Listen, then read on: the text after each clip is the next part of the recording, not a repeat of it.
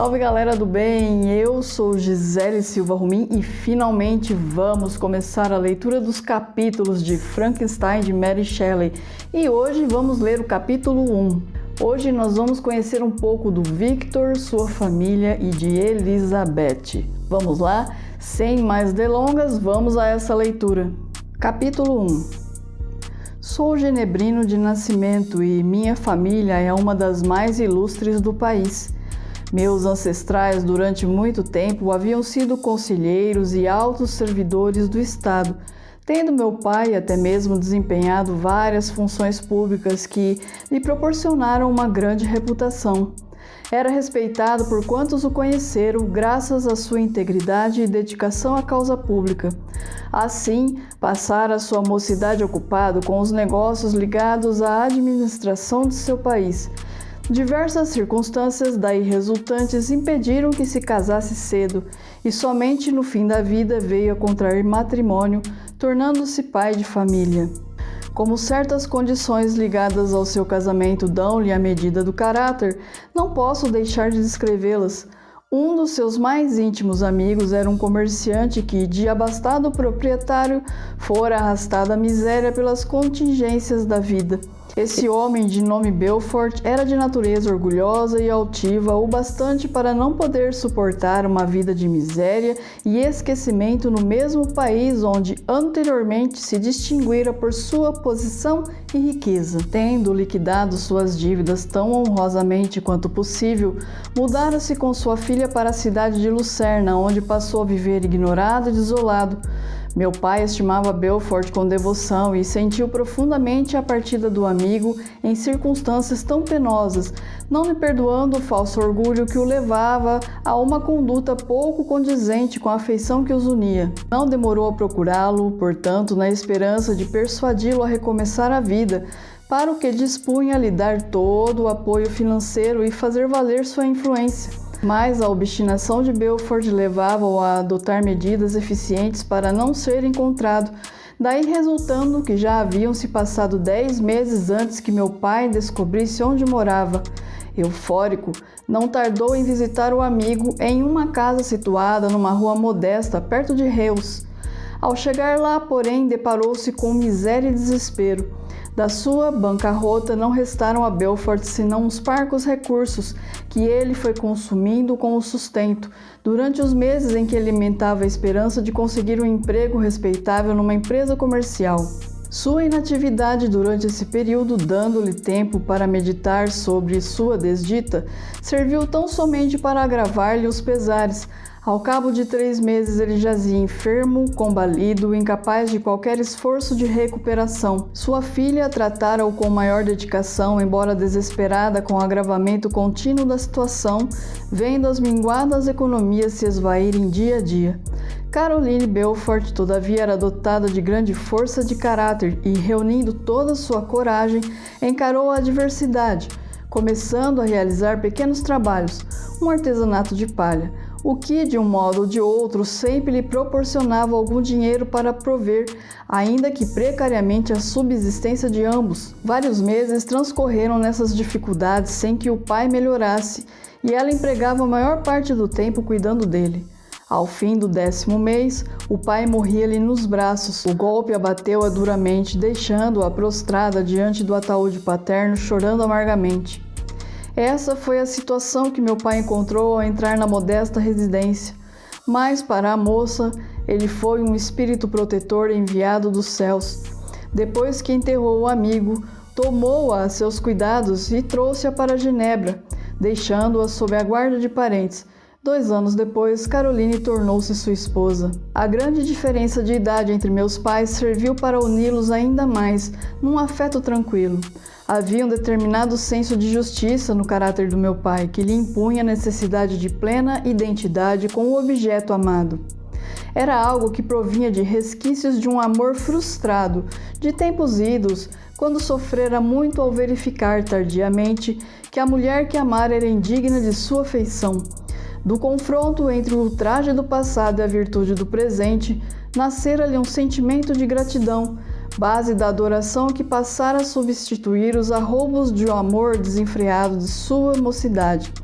Além das virtudes de Caroline, inspirava esse novo amor o desejo de recompensá-la, como pudesse, dos sofrimentos que a sorte lhe impusera.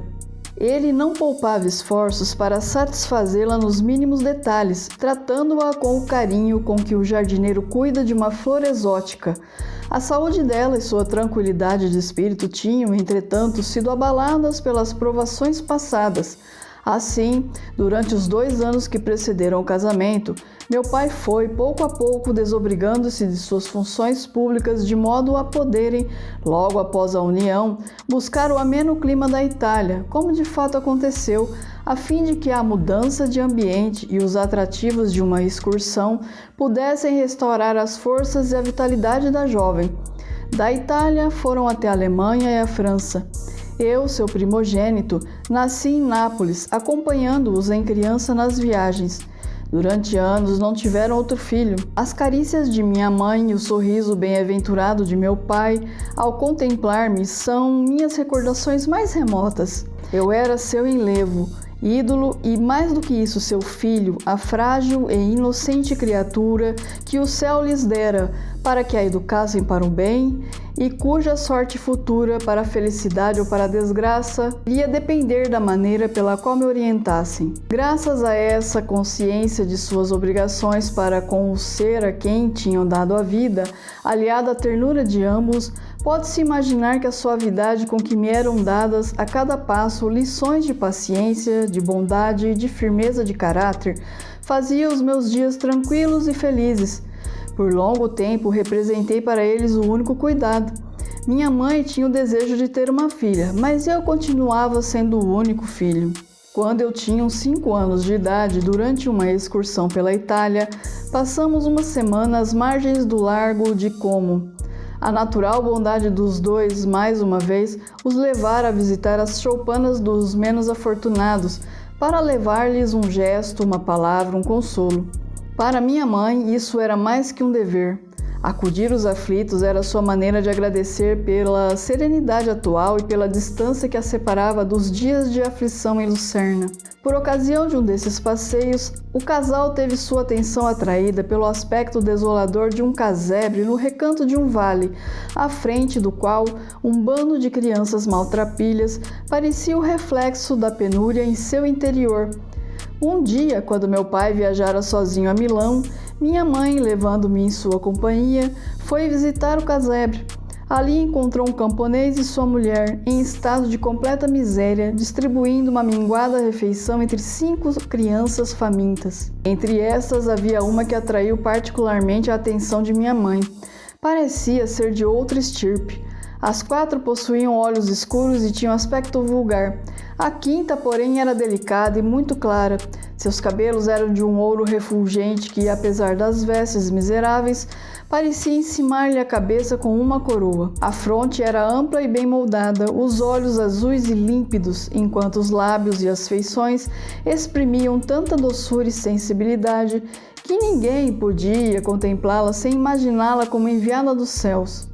A pobre mulher, percebendo a admiração de minha mãe por aquela criança tão linda, apressou-se em relatar sua história.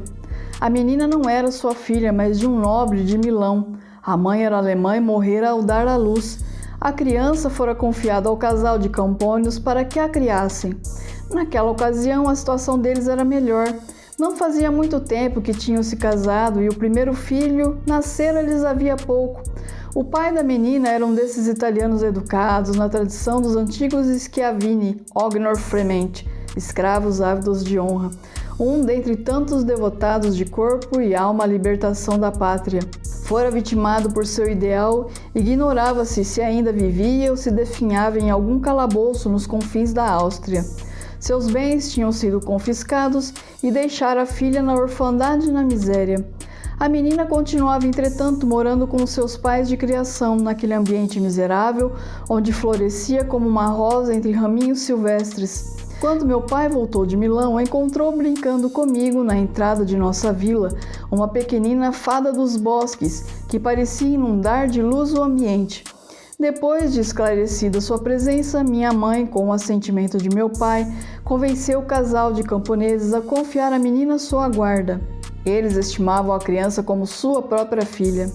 Sua presença era uma bênção, mas concordaram em que seria injusto conservarem-na no seu meio pobre e inculto, quando a providência estendia um novo horizonte em seu caminho. O cura da aldeia foi consultado, resultando daí que Elizabeth Lavenza se tornou membro da minha família, para mim mais do que irmã, a companheira adorada de todos os momentos.